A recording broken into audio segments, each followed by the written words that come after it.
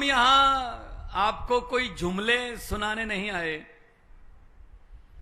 हम आपको दिन में सपने दिखाने नहीं आए, हम कोई हवा वाला जहाज पानी पर चलाने नहीं आए। हम सिर्फ आपके साथ आपके बच्चों की, आपके परिवार की, शिक्षा की, रोजगार की और इलाज की बातें करने आए हैं। आम आदमी पार्टी रवायती पार्टियां जो हैं, ट्रेडिशनल पार्टियां, उनकी तरह नहीं है कि आए, हाथ हिलाया और गए, वोट पड़ जाते थे।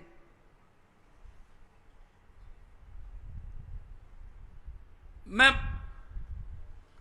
खेड़ ब्रह्मा गया, सुरेंद्र नगर गया, दाहोद गया, वडोदरा गया, एक ही बात सुनने को मिली। मैंने युवा लड़के से पूछा, मैंने कहा जी गुजरात को क्या चाहिए इस बार चुनाव में? बोला चेंज। मैंने कहा चेंज कौन है फिर? कहता जी आम आदमी पार्टी। मैंने कहा कांग्रेस नहीं? कहता कांग्रेस चेंज नहीं जी, कांग्रेस तो एक्सचेंज है। किसी के कम होते हो 5 इधर से ले लो, किसी के कम पड़ रहे हो 10 इधर से ले लो। वो तो मतलब कोमा में चली गई है। तो अभी आम आदमी पार्टी, गुजरात में जो आंधी चली हुई है परिवर्तन की, उस आंधी का मैं अभी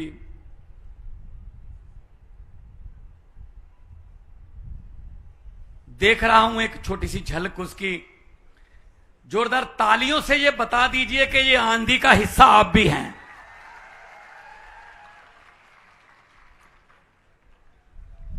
दिल्ली में चेंज आया।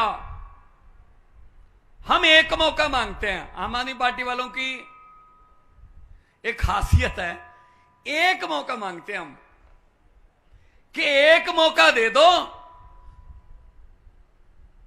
उसके बाद लोग किसी और को मौका ही नहीं देते। दिल्ली में देख लो, एक मौका मांगा था, ना बीजेपी को ना कांग्रेस को मौका ही नहीं मिला। पंजाब में हमने एक मौका मांगा था, 117 में से 92 सीटें दी। 92 में से 82 एमएलए जो हैं, विधायक जो हैं, वो पहली बार जीते हुए लड़के लड़कियां हैं, पहली बार जीते हुए आम घरों के बेटे बेटियां। गुजरात में आप लोगों को बीजेपी से या कांग्रेस से आपके किसी दोस्त को या रिश्तेदार को टिकट मिल सकती है भैया? नहीं नहीं नहीं नहीं, जिला प्रधान भी नहीं बन सकते। इनके ही बेटे, इनके ही आगे रिश्तेदार, मामे फुफ्फे, पता नहीं कहां तक चलते हैं। आम आदमी पार्टी ऐसी है जो आप लोगों को, आपके बच्चों को टिकटें देती है, उनको विधायक बनाती है, उनको विधानसभा की सीढ़ियां और लोकसभा और राज्यसभा की सीढ़ियां दिखाती है। यह आम आदमी पार्टी है।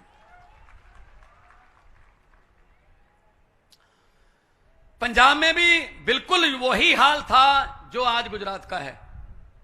5 साल कांग्रेस, 5 साल अकाली बीजेपी, 5 ऐसे बारियां थी इनकी। तो इनको यह लगता था कि लोग जाएंगे कहां, कोई रास्ता ही नहीं है, हमारे पास ही आएंगे। जैसा आपके साथ हुआ है वैसा मैं तो आपके सब्र का मतलब मान गया। मैं आप लोगों को 27 साल से सिर्फ एक ही पार्टी, हर साल तो पेड़ भी पत्ते बदल लेता यार, इस बार तो बदल लो कुछ। लेकिन आपका कसूर नहीं है उसमें, आपके पास रास्ता नहीं था। कांग्रेस तो लड़ती नहीं इलेक्शन, उन्होंने तो छोड़ दिया ये काम, वो तो किसी और काम पे लग गए। जहां इलेक्शन होती है वहां कांग्रेस नहीं होती। देख लो दिल्ली में 2015 में और 2020 में, दिल्ली में, देश की राजधानी में सबसे पुरानी पार्टी 1885 में बनी कांग्रेस पार्टी। कितने विधायक हैं? 0। दिल्ली में पिछले 8 साल से उनके पास कोई विधायक नहीं है।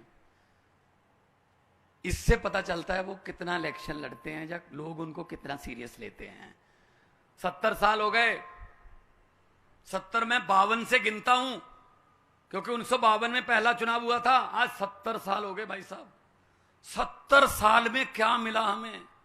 ये मुख्यमंत्री बैठे हैं दिल्ली के, 7 साल में वो काम कर दिए जो इन्होंने 70 साल में नहीं किए। बिजली फ्री, इलाज फ्री, शानदार हॉस्पिटल, शानदार स्कूल, इधर पढ़ाओ उधर पढ़ाओ, शिक्षा में कोई अंतर नहीं। प्राइवेट स्कूलों की फीस कोई नहीं बढ़ा पाएगा। शानदार स्कूल बना दिए, सड़कें बना दी, पुल बना दिए। पंजाब में हमें 7 महीने हुए हैं अभी, 7 महीने। आज 16 तारीख है, 16 मार्च को शपथ ग्रहण था हमारा, आज 16 अक्टूबर है। 7 महीने हुए हैं। 7 महीने में हमने 50 लाख घरों की बिजली फ्री कर दी। करप्शन की अगर शिकायत आती है, कोई हेल्पलाइन जारी कर दी, 212 आदमियों को पकड़ के अंदर किया। आज ही आपने सुना होगा, आज ही सुबह एक कांग्रेस का मंत्री था जो बचने के लिए बीजेपी में चला गया था। वो विजिलेंस को, उसके खिलाफ केस था, वो केस में से अपना नाम कटवाने के लिए विजिलेंस के पास 50 लाख रुपए लेके आ गया कि जी मेरा नाम निकाल दो। उन्होंने बोला जी आ जाओ, अब तो नाम तुम्हारा ही होगा, बस अखबार में पढ़ लेना, टीवी पे देख लेना। अब बीजेपी कह रही है ये तो जी हमारी तरफ अभी आया नहीं था, कांग्रेस कह रही है जी हमारी तरफ से तो चला गया था। ये इनका काम है। तो छोड़ो इनकी बातें, नई बात करते हैं, नए सूर्य की बात करते हैं, नए विचारों की बात करते हैं। नया खून, नए विचार, छोड़ दो इनको। बहुत हो गया, बहुत देख लिया इनको, बहुत मौके देके देख लिए, नहीं निकला कुछ, तो अब बदलते हैं। फिर जो जो बदलने के लिए तैयार हैं, दोनों हाथ ऊपर उठा के बोलो इनकलाब। भगत सिंह जी ये नारा लगाते थे, शहीद भगत सिंह, जब उन्होंने अंग्रेजों से देश छुड़वाया था। इनकलाब का मतलब है जुनून, आजादी का जुनून, भ्रष्टाचार से आजादी, ये माफिया से आजादी, ये लुटेरों से आजादी। तो मैं ये कहने आया हूं आपको कि जहां भी जाते हैं हम, गुजरात में खास तौर पर यही प्यार मिलता है। और हर रोज हम सोचते हैं इससे ज्यादा तो क्या प्यार मिलेगा, लेकिन अगले दिन रिकॉर्ड टूट जाता है। अभी मुख्यमंत्री जी बोलेंगे, मेरे ख्याल में उसमें ये एक बात कहेंगे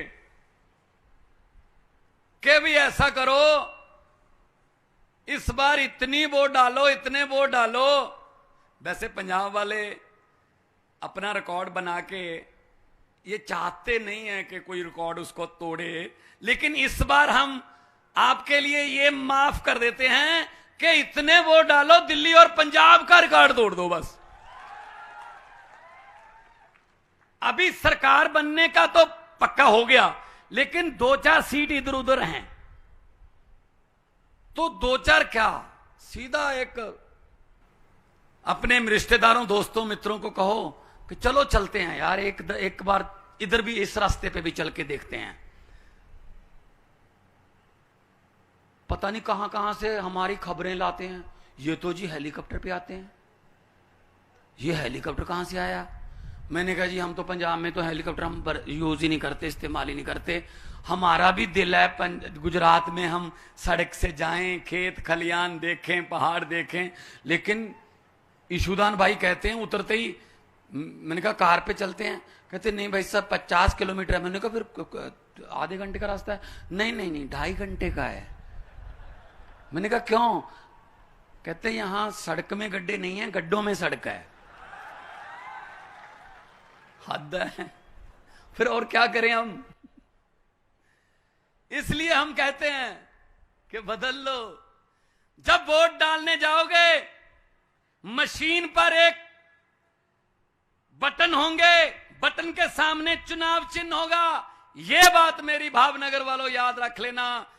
बाकी भाषण भले ही याद मत रखना कि वो चुनाव चिन्ह, वो बटन ना तो किसी कमल के फूल का है, ना ही किसी हाथ पंजे का, ना ही किसी हाथी का, ना ही किसी दाती हथौड़े का, ना ही किसी सीढ़ी का, ना ही वो बटन झाड़ू का। असल में वो बटन आपके बच्चों की किस्मत का बटन है भाई साहब।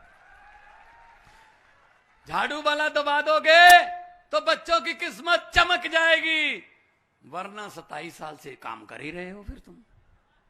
ये बीजेपी वाले मुझे मिले, कहते जी हम बिल्कुल एंड में हम पलट देते हैं बाजी। मैंने कहा कैसे? कहते ऐसे। मैंने कहा अच्छा, अब अगर ये ऐसे आए इलेक्शन से पहले आपको ये कहने के लिए आपके घर पे ऐसे आए, तो मेरी हाथ जोड़ के विनती है, मना मत करना। लक्ष्मी आई है घर में तो रखना, आप ही के हैं, आप ही के लूटा हुआ माल है, इनका कौन सा घर से बनाते हैं ये। हाँ, इनको पकड़ के लक्ष्मी को उसके बोल देना कि हाँ।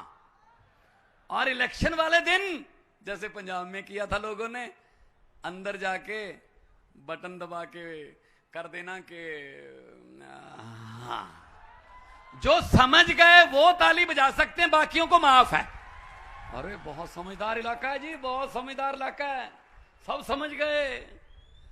ये तो काम हो गया फिर। हमारे साथ भी तो ऐसे ही करते हैं ये मेरे पंजाबी भाई बैठे ने, एक खूंडा चक्की बैठे बुजुर्ग, बोले सो निहाल।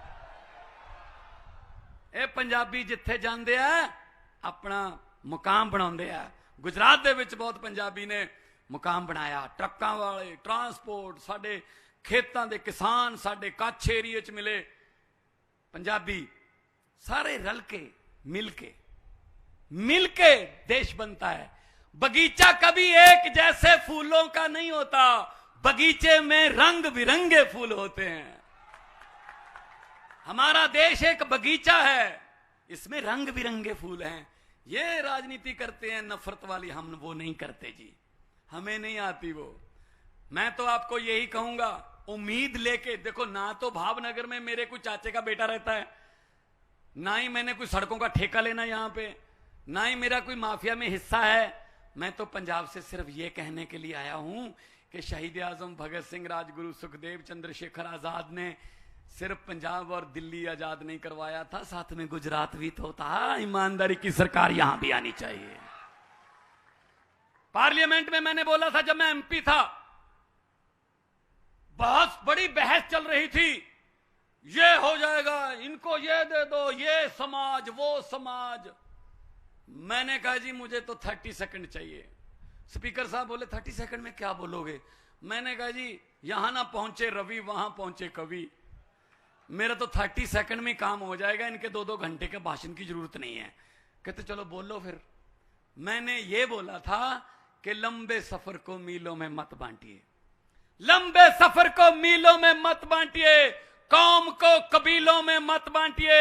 एक बहता दरिया है मेरा भारत देश, इसको नदियों और झीलों में मत बांटिए। दोनों हाथ ऊपर उठाकर भारत माता की इनकलाब, जय जवान, वंदे, बोले सो निहाल। बहुत बहुत धन्यवाद, आपने इतना प्यार सत्कार से मुझे सुना। बहुत बहुत आपको बहुत बहुत मेरी तरफ से प्यार। तरक्की करो, तंदुरुस्त रहो। बहुत बहुत मेहरबानी।